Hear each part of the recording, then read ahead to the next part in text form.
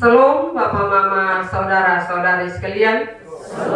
Selamat kita berjumpa dalam ibadah persiapan perjamuan kudus Triwulan pertama sore hari ini. Bapak Mama Saudara-saudara yang saya kasihi dalam Tuhan, tema renungan yang akan kita renungkan bersama yaitu mempersiapkan diri untuk perjamuan kudus. Mempersiapkan diri untuk perjamuan kudus. Bapak Mama Saudara-saudara yang saya kasihi dalam Tuhan, kalau dalam perjalanan kehidupan kita, kalau ada pesta, tentu 1 bulan bahkan 2 bulan sebelumnya kita sudah mempersiapkan segala sesuatu untuk masuk dalam jamuan pesta itu. Apa yang dilakukan oleh Yesus? Walaupun Yesus itu adalah anak Allah, tetapi dia juga mau mempersiapkan perjamuan bersama dengan murid-muridnya dengan begitu baik. Karena itu Bapak Mama, lewat pembacaan Alkitab yang kita baca tadi, Yesus menyuruh Petrus dan Yohanes untuk pergi mempersiapkan agar mereka bisa makan bersama. Bapak Mama Saudara-saudara yang saya kasihi dalam Tuhan, saya mendengar cerita bahwa orang Alor Timur, yaitu orang berbahasa Kolana, selalu menyebut kebaktian persiapan perjamuan kudus itu dengan nama kebaktian menjawab 4 pertanyaan. Jadi ketika mereka mau ke ibadah untuk persiapan, orang akan bertanya, mau pi mana? Mereka akan bilang, mau pi jawab 4 pertanyaan. Bapak Mama, terlepas dari kekayaan budaya tentang istilah gereja sedia, tapi ungkapan nama ini menunjukkan bahwa mereka sangat sadar makna mempersiapkan diri untuk mengambil bahagian dalam perjamuan kudus. Kita semua menyadari bahwa perjamuan kudus adalah sakral yang sangat dirindukan oleh Tuhan Yesus. Dalam nats pembimbing tadi mengajarkan kepada kita bahwa Yesus rindu untuk perjamuan, untuk ada bersama dalam perjamuan dengan murid-murid. Karena itu Bapak Mama, diperlukan suatu persiapan hati yang dinyatakan dalam bentuk jawaban terhadap 4 pertanyaan di hadapan Tuhan dan jemaatnya. Karena perjamuan itu kudus, Bapak Mama, maka harus dihampiri dengan kekudusan.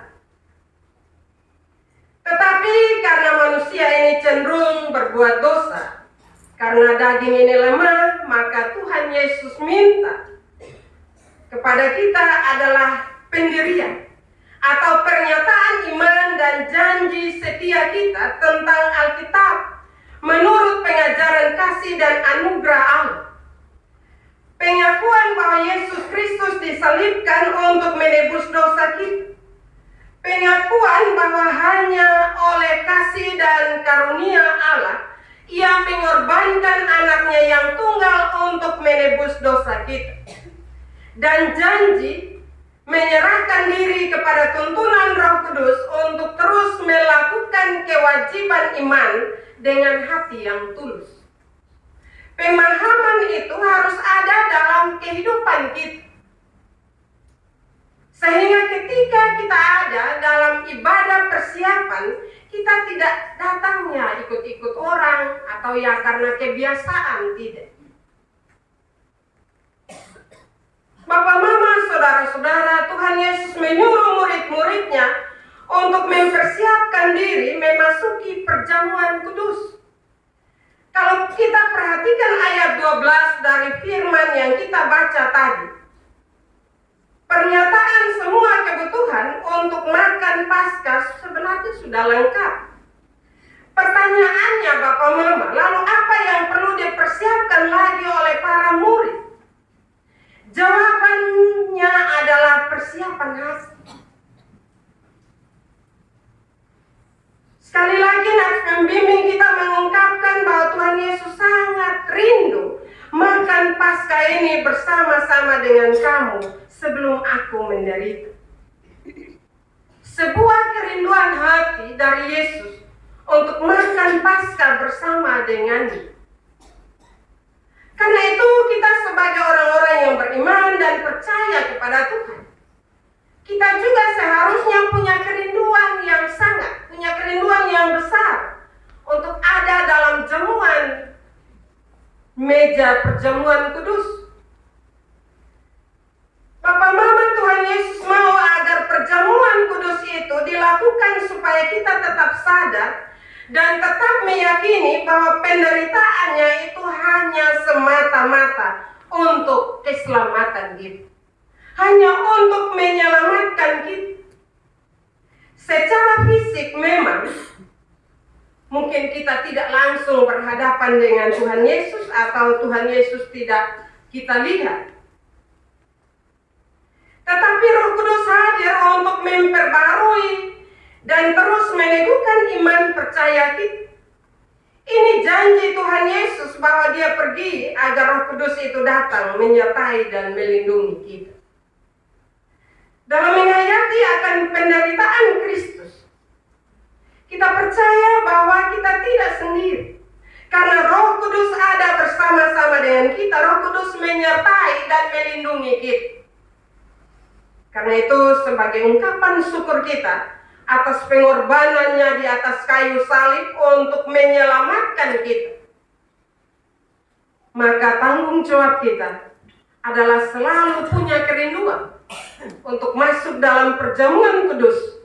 Tetapi sebelum kita masuk dalam perjamuan kudus, persiapkanlah hati kita dengan baik.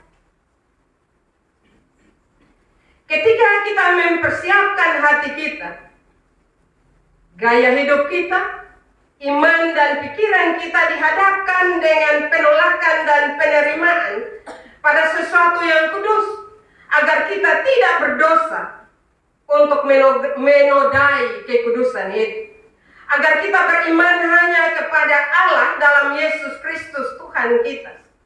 Kita tidak mencela firman Allah dan sakramen-sakramen dan segala yang keji di hadapan Allah. Sekali lagi, ketika kita mempersiapkan diri kita untuk masuk dalam perjamuan kudus, maka segala sesuatu yang bertentangan dengan kehendak Tuhan seharusnya kita lepaskan. Seharusnya kita tinggalkan dalam kehidupan kita. Sehingga ketika kita masuk dalam perjamuan kudus, benar-benar kita kudus di hadirat Tuhan.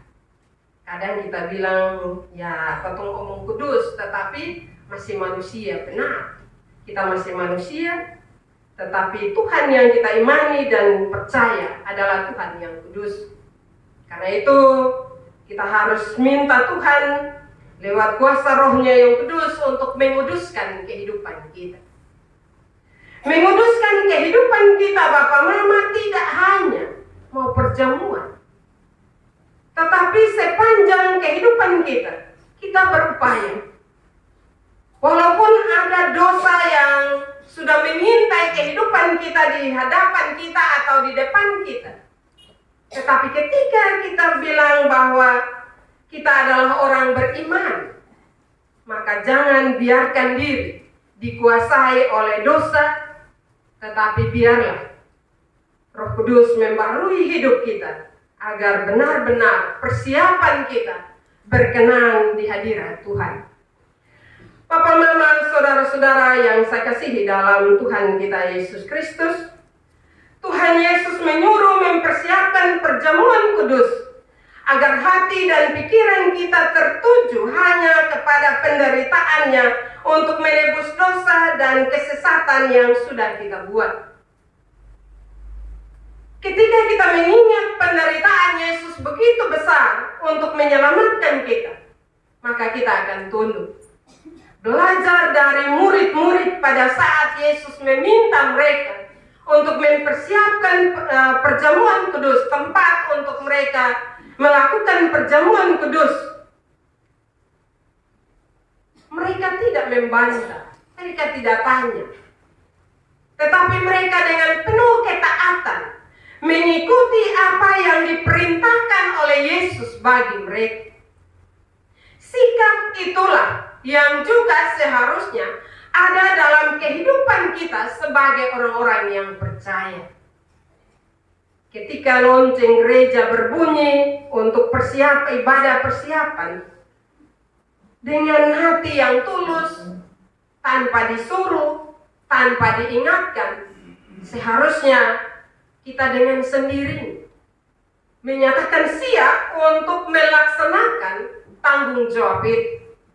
Sekali lagi sebagai ucapan syukur karena Yesus rela berkorban, mengorbankan dirinya untuk menyelamatkan kita. Apa bentuk ungkapan syukur kita?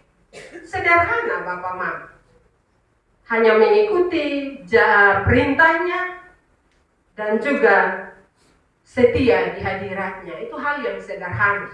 Karena itu marilah Bapak Mama, saudara-saudara yang saya kasihi dalam Tuhan kita Yesus Kristus, agar kita semua dibersihkan, dikuatkan untuk menjalani hidup selanjutnya di bawah tuntunan dan perlindungan Roh-Nya yang kudus.